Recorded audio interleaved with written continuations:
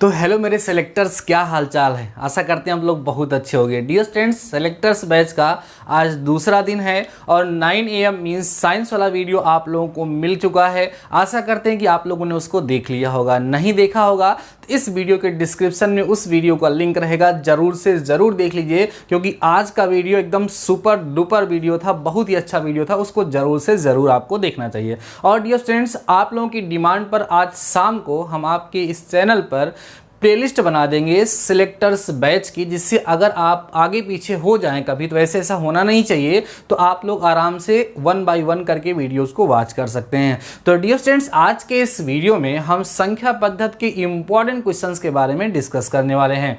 इसके पहले हमने संख्या पद्धति के बारे में काफ़ी कुछ आपके साथ डिस्कस कर लिया है। जैसे कल के वीडियो में हमने आपके साथ अनुक्रम तथा श्रेणी मीन्स AP, GP और HP के बारे में डिस्कस किया था। उसके पहले हमने आपके साथ डिस्कस किया था कि किसी तरीके से हम किसी के इकाई का अंक कैसे ज्ञात करते हैं, गुणा में हो या घातांक के रूप में संख्याएं हो, ये सब हम डिस्कस कर चुके हैं। डिफरेंट टाइप्स के जो नंबर्स होते हैं मीन्स सारी की सारी कंसेप्ट हमने ऑलरेडी आपके साथ डिस्कस कर लिया है। अगर आप लोगों ने वीडियोस को नहीं देखा है तो देख लीजिएगा। आज के इस वीडियो में उन्हीं सभी ट्रिक्स का यूज करते हुए कुछ नई ट्रिक्स के साथ हम यहाँ पर क्वेश्चन को सॉल्व करने वाले हैं। जो भी क्वेश्चन आपके सामने लिखे हुए डियर स्टूडेंट्स, ये सारे के सारे क्वेश्चन बहुत ही अच्छे हैं और कुछ नई ट्रिक भी आपको यहां पर सीखने के लिए मिलेगी। तो आइए हम वीडियो को स्टार्ट करते हैं और समझते हैं हमारा क्वेश्चन क्या है। डियर स्टूडेंट, पहला क्वेश्चन जो आपको ट्रिक से लगाना है और ट्रिक हम पढ़ा चुके हैं। कौन सा बच्चों क्वेश्चन है आपका?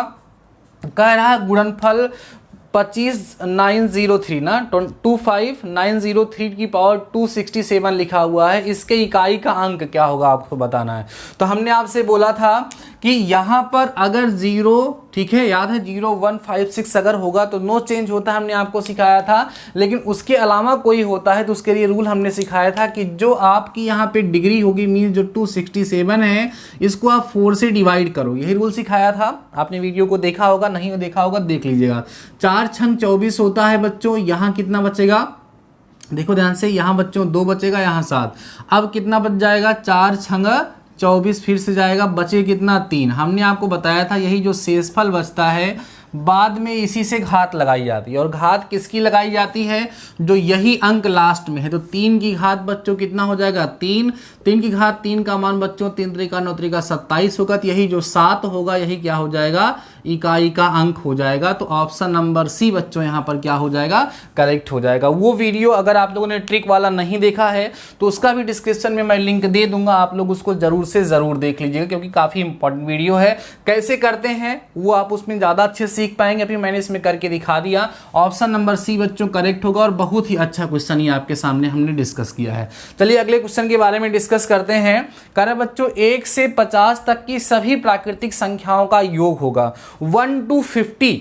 1 से लेकर के 50 तक के जो नेचुरल नंबर्स हैं उनका सम फाइंड करने की यहाँ पर बात हो रही है। तो डियर स्टूडेंट्स, यहाँ पर 3 इंपॉर्टेंट फार्मूले यूज होने वाले हैं, 3 इंपॉर्टेंट ट्रिक्स यूज होने वाली हैं, जो आप इस चैप्टर में तो यूज करेंगे ही करेंगे, साथ ही साथ अभी आगे चल के आपके सिलेबस में एक चैप्टर जिसका नाम औसत है, इसको हम लोग एवरेज कहते हैं डियर स्टूडेंट्स, उसमें भी इन फार्मूलों का यूज होता है। आइए हम आपको समझा देते हैं कि ये फार्मूले हैं क्या। देखो बच्चों, 3 बड़े ही इंपॉर्टेंट फार्मूले यहाँ पर डिस्कस करने वाले, ध्यान सुनिएगा बच्चों। पहला फार्मूला यहाँ पर हम आपके साथ डिस्कस करेंगे, प्रथम n प्राकृत संख्याओं का योग। प्रथम n प्राकृत संख्याओं का योग। ठीक है बच्चों, आराम से समझते चलिएगा। प्रथम n प्राकृतिक संख्याओं का जो योग होता है बच्चों, ठीक है, इसका सूत्र होता है n+1/2। इंग्लिश में भी लिखूंगा, इसको बोलते हैं बच्चों sum of first n natural numbers. क्या बोलेंगे इसको? Sum of first n natural numbers. First जो n नेचुरल नंबर्स होते हैं उनको सम को फाइंड करने का फार्मूला होता है n+1/2। कैसे यूज करते हैं सर? देखिए बच्चों, इसको ना सिग्मा n से भी दिखाया जाता है। Sigma n equal to n+1/2 होता है। इसको बोलते हैं बच्चों प्रथम n प्राकृतिक संख्याओं के योग का सूत्र। कैसे यूज होता है समझाते हैं आप लोगों को। जैसे इसी क्वेश्चन में यूज कर लेते हैं बच्चों, देखो यहाँ पर 1 से 50 तक की प्राकृतिक संख्याओं को जोड़ने की ये बात कर रहा है। तो n माने कितनी प्राकृतिक संख्या है, बस अंतर इतना है, इतना समझने आपको कि प्रथम प्राकृतिक संख्या है बोल रहा है। फर्स्ट नेचुरल नंबर मीन्स 1 से काउंटिंग होगी तभी ये फार्मूला लगेगा। तो 1 से 50 तक आप पता करना है, माने n की वैल्यू आपको कितनी पुट करनी होगी 50। तो 50 इंटू 50 प्लस 1 मीन्स कितना हो गया 51 अपान में 2 फार्मूला लग गया। यहाँ डिवाइड करोगे 25 आ जाएगा, 25 से मल्टीप्लाई करोगे 25 1 जा 25 और 25 5 जा 125 होगा बच्चों। 125 में आप 2 ऐड कर दोगे तो 127 आपका मिल जाएगा। तो 1200 यहाँ पे 25 1 जा 25 होगा बच्चों, तो 1275 जो है आपका आंसर हो जाएगा। मीन्स ऑप्शन नंबर सी ये करेक्ट हो जाएगा। देख रहे हैं आप लोग कितना आसान सी ट्रिक है।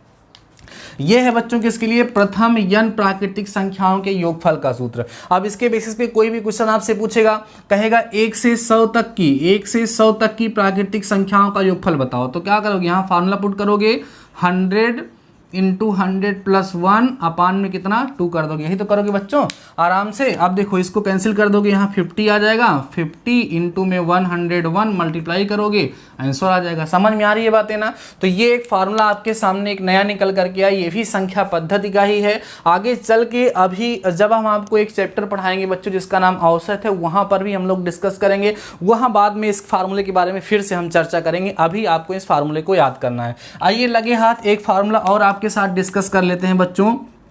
वो होता है प्रथम n प्राकृत संख्याओं, प्रथम n प्राकृत संख्याओं का, प्रथम n प्राकृतिक संख्याओं के वर्गों का योग बच्चों, संख्याओं के वर्गों का योग।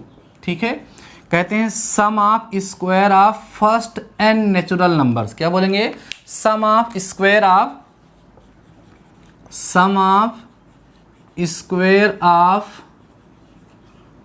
First n natural numbers. Starting के जो फर्स्ट n नेचुरल नंबर्स होते हैं उनके स्क्वायर का सम। इसका कहने का मतलब जानते हो क्या बच्चों, 1 का स्क्वायर प्लस 2 का स्क्वायर प्लस 3 का स्क्वायर है ना, प्लस 4 का square plus dot dot dot n square कहीं होगा, जिसका फार्मूला होता है बच्चों n plus 1 into 2n plus 1 by 6। ठीक है, ये इसका फार्मूला होता है बच्चों। क्या होता है, n plus 1 into 2n plus 1 by 6। ये होता है बच्चों प्रथम n प्राकृतिक संख्याओं के वर्गों का योगफल।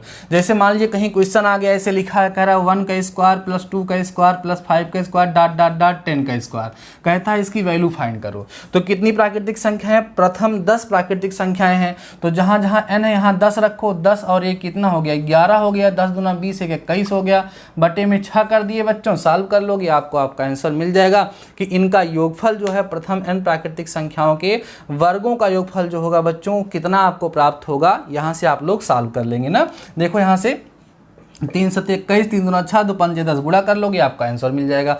तो दो फार्मूले हमने आपको सिखाए, प्रथम n प्राकृतिक संख्याओं के योगफल का फार्मूला, प्रथम n प्राकृतिक संख्याओं के वर्गों के योग का फार्मूला। ये दोनों के दोनों फार्मूले बहुत ही ज़्यादा इंपॉर्टेंट है और बहुत ज़्यादा यूज भी होते हैं। आइए जब इतना हम लोग डिस्कस कर ही चुके हैं डियर स्टूडेंट्स, तो हम लोग एक फार्मूला और सीख सकते हैं। कौन सा, प्रथम n प्राकृतिक संख्याओं के घानों का योगफल। बस इतना ही ना समझिए कि यहाँ पर केवल 5 क्वेश्चन हम आपके साथ डिस्कस करने वाले हैं। क्वेश्चन के साथ ही साथ आपके साथ काफ़ी अच्छी डिस्कशन यहाँ पर हो रही है, और भी क्वेश्चन हम लोग डिस्कस करेंगे। लेकिन जितना भी क्वेश्चन डिस्कस कर रहे हैं, अगर एक क्वेश्चन हम यहाँ पर डिस्कस करते हैं बोटे बच्चों, तो उस एक क्वेश्चन के डिस्कशन से आप कम से कम 10 क्वेश्चन सॉल्व कर सकते हैं। ये हम अपना टारगेट रखते हैं। देखो होता क्या है कि चलो ठीक है, फटाफट से हमने PDF बनाया और बोला कि हम आपको आज 100 क्वेश्चन कराने वाले हैं। क्या करेंगे, फटाफट से आंसर बताते चले जाएंगे, आप भी खुश कि आज हमने 100 क्वेश्चन किया है। लेकिन वास्तविकता क्या है, वो 100 के 100 क्वेश्चन आपको आए क्या, नहीं आए। अगर आपने एक क्वेश्चन को ढंग से समझ लिया, उसके लॉजिक को समझ लिया, रूल रेगुलेशन आपको समझ में आ गया, तो उसके बेसिस पे 1000 क्वेश्चन आपसे पूछे जाएंगे तो आप कर नहीं पाओगे क्या, उसी को बार बार करने की जरूरत क्या है। देखो डियर स्टूडेंट्स, आप पहली चीज तो ये जान लो, अगर आप सिलेक्शन चाहते हो, आप गवर्नमेंट कॉलेज चाहते हो, देखो कभी कभी ना मुझे अंदर से उत्साह आने लगता है, ज्यादा बोलने लगता हूं, हो सकता है आपको ऐसा एहसास होता हो, लेकिन जो भी बोलता हूं दिल से बोलता हूं।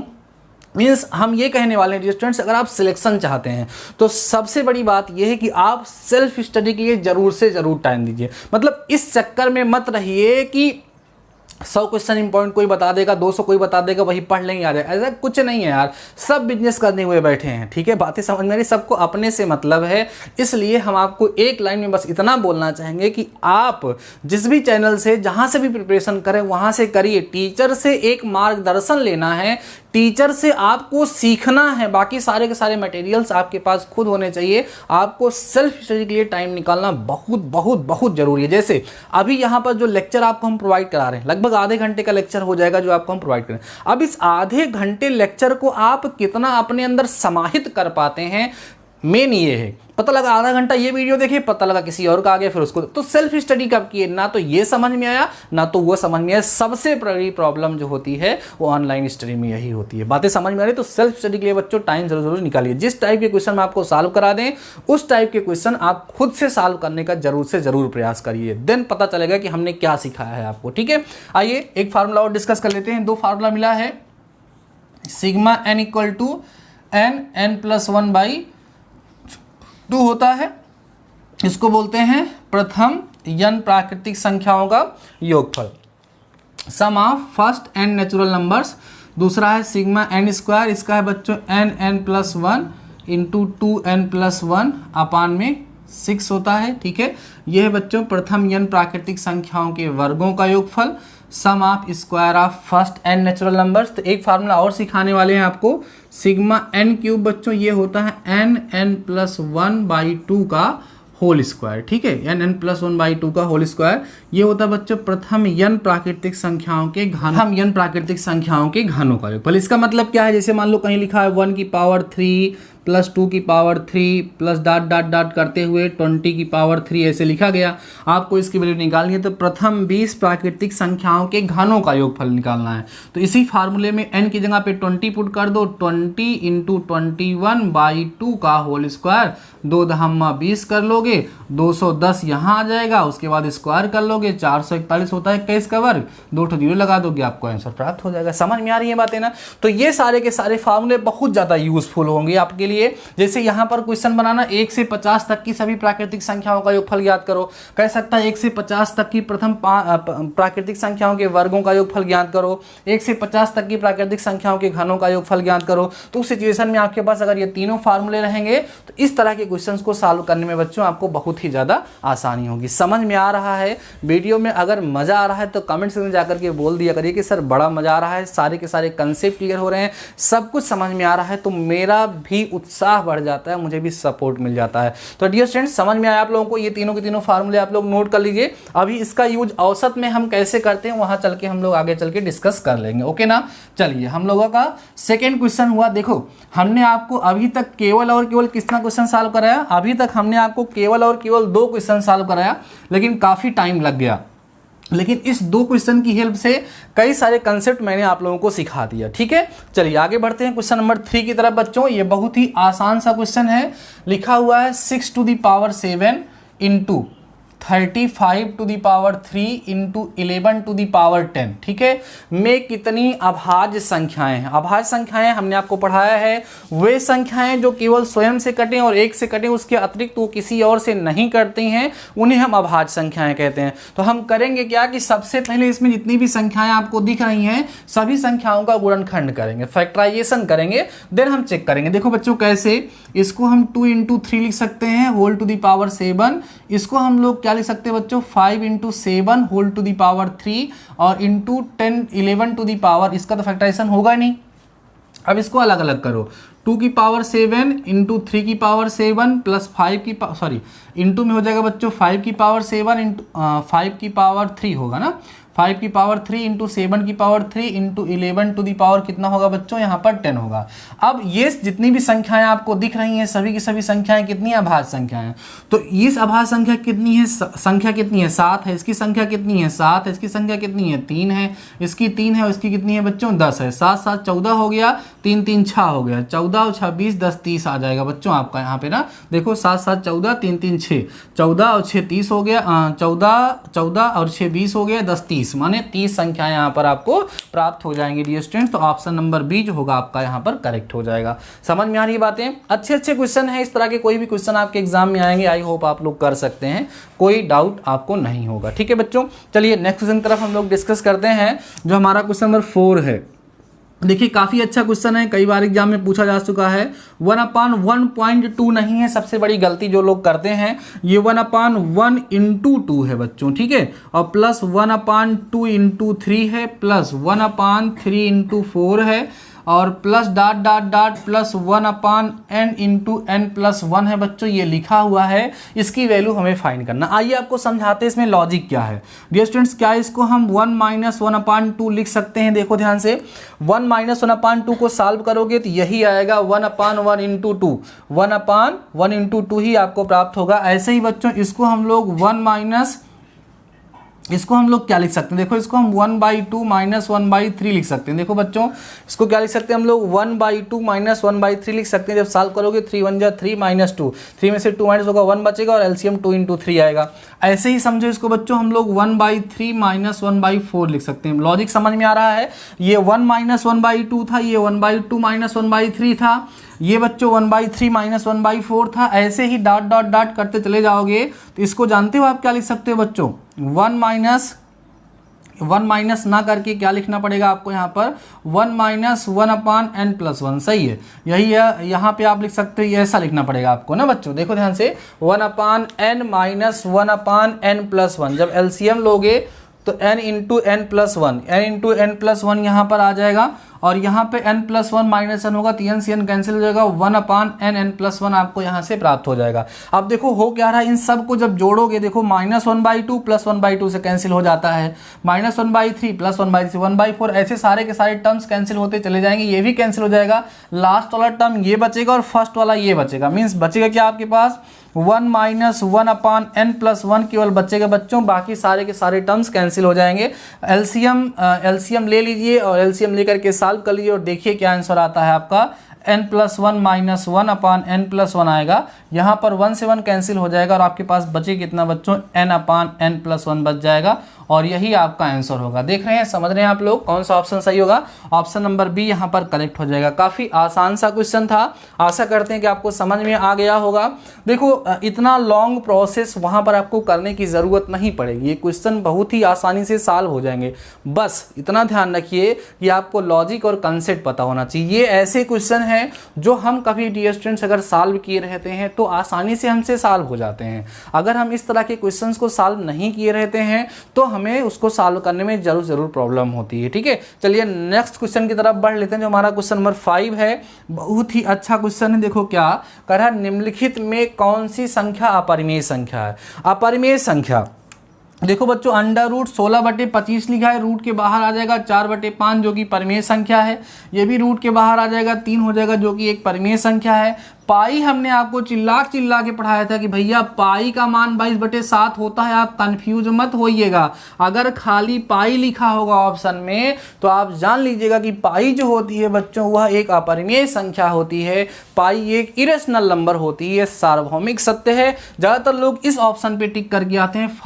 5.42 पे जो बार लगा है, याद रखिएगा अगर कहीं पर भी ऐसे बार लग गया तो अगर बार लग गया बच्चों तो वो जो संख्या है आपकी वो कभी भी अपरिमेय संख्या नहीं रहती है, वो परिमेय संख्या हो जाती है। आइए थोड़ा सा डिस्कशन हम आपके साथ कर लेते हैं कि कैसे आप पहचानोगे कोई दी गई संख्या परिमेय है पर। ये पांचों के पांचों क्वेश्चन तो आपको समझ में आ गए होंगे। फटाफट से इन सभी क्वेश्चन को आप नोट कर लीजिए। हम बड़ा ही इंपॉर्टेंट डिस्कशन आपके साथ करने वाले हैं कि कैसे आप पहचानेंगे कि कोई दी गई संख्या जो है वो परिमेय संख्या है कि अपरिमेय संख्या, अगर उसका मान दशमलव में दिया गया है तो।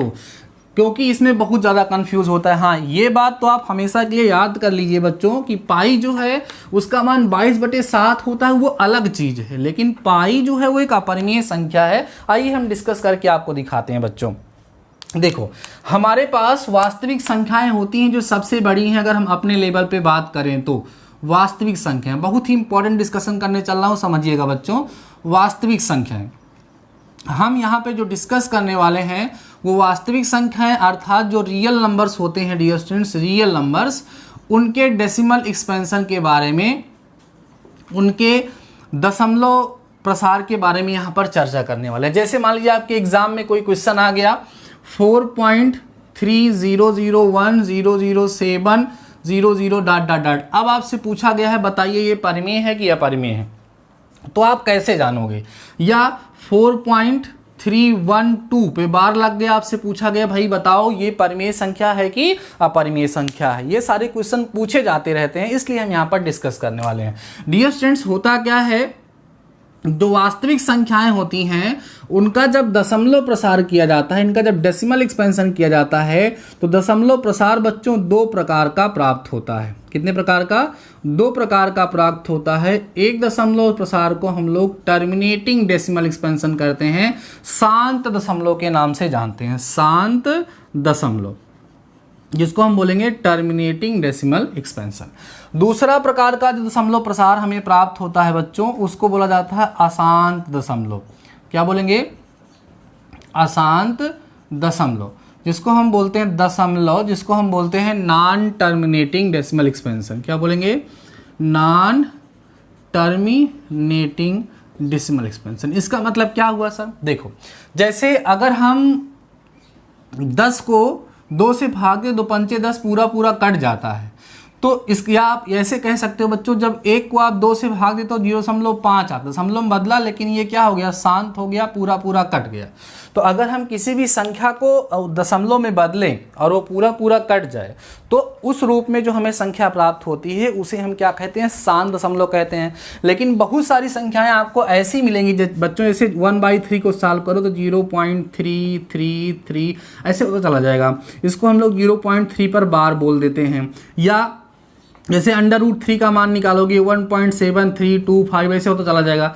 तो क्या हो रहा है कि ये शांत नहीं हो रहा है। 1/2 एक परिमेय संख्या है, क्योंकि परिमेय संख्या में ये वास्तविक संख्या भी है, तो यह एक ऐसी वास्तविक संख्या है बच्चों की जिसका दशमलव प्रसार कैसा है? शांत है। लेकिन यहाँ पर ऐसी भी वास्तविक संख्याएं हमें देखने के लिए मिलती हैं जिनका दशमलव प्रसार शांत नहीं होता है। तो डियर स्टूडेंट, जिनका दशमलव प्रसार शांत हो जाए वो परिमेय संख्याएं होंगी, हमेशा इसको ध्यान रखिएगा।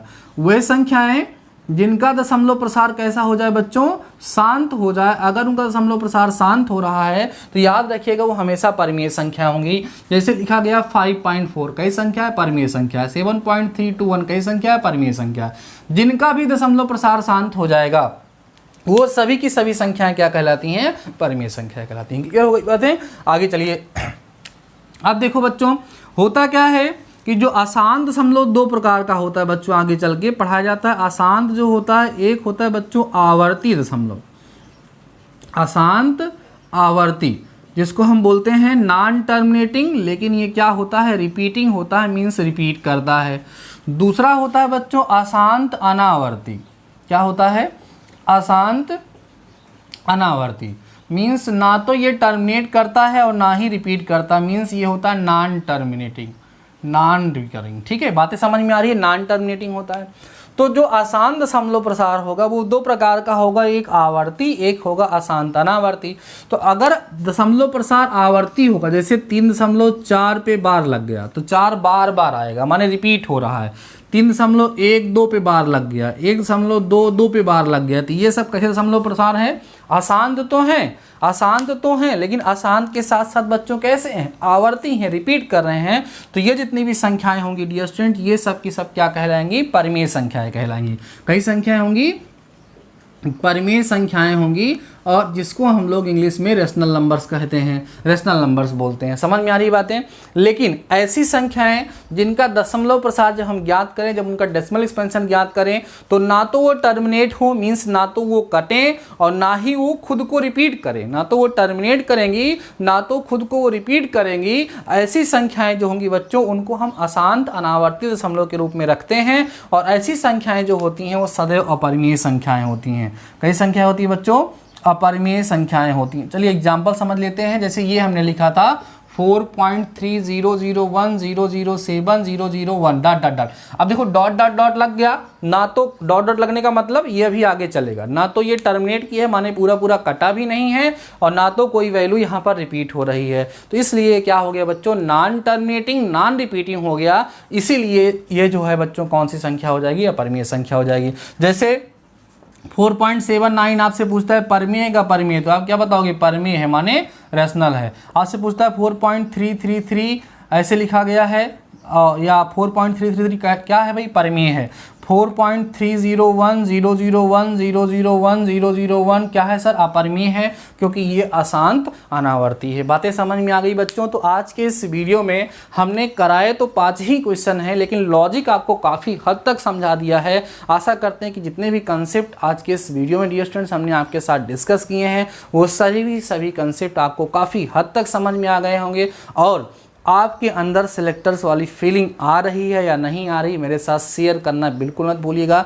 दूसरी चीज़, वीडियो को कंप्लीट देखेंगे तभी आपको उससे फ़ायदा मिलने वाला है। जो लोग वीडियो को कंप्लीट देखिए वो मेरे साथ शेयर कर सकते हैं कि सर आपने कहा था कि वीडियो को कंप्लीट देखा है या नहीं, तो हमने देखा है। तो डियर स्टूडेंट्स, आशा करते हैं कि आपके पास कोई ना कोई बुक अवेलेबल ज़रूर होगी जिससे आप लोग पढ़ाई कर रहे होंगे। अगर आपके माइंड में कोई डाउट है कि हमें किस बुक से पढ़ना चाहिए, कैसे पढ़ना चाहिए, तो उसके बेसिस पे भी मैं आपको वीडियो प्रोवाइड करा दूंगा। लेकिन देखो, हम आपको कंसेप्ट सिखा रहे हैं, आपको रूल सिखा रहे हैं, क्वेश्चन की प्रैक्टिस आपको करना है। काफ़ी क्वेश्चन हम भी आपको सॉल्व कराएंगे। तो आशा करते हैं बच्चों ये वीडियो जो भी आपको समझाया गया सारी चीज़ें समझ में आ गई होंगी। कहीं कोई डाउट हो तो आप हमारे साथ डिस्कस कर सकते हैं। साथ ही साथ अगर आप इस चैनल पे नए हो और वीडियो को लास्ट तक देखो और आपको समझ में आया है तो अब लेट ना करिए, चैनल को सब्सक्राइब करिए और सिलेक्टर्स बैच को आप ज्वाइन करिए जो कि फ्री ऑफ कास्ट है। तो ठीक है बच्चों, आज के इस वीडियो में बस इतना ही। तब तक के लिए शानदार रहिए, मस्त रहिए और पढ़ते ज़रूर रहिए। मिलते हैं नेक्स्ट वीडियो के साथ, तब तक अपना ख्याल रखिए।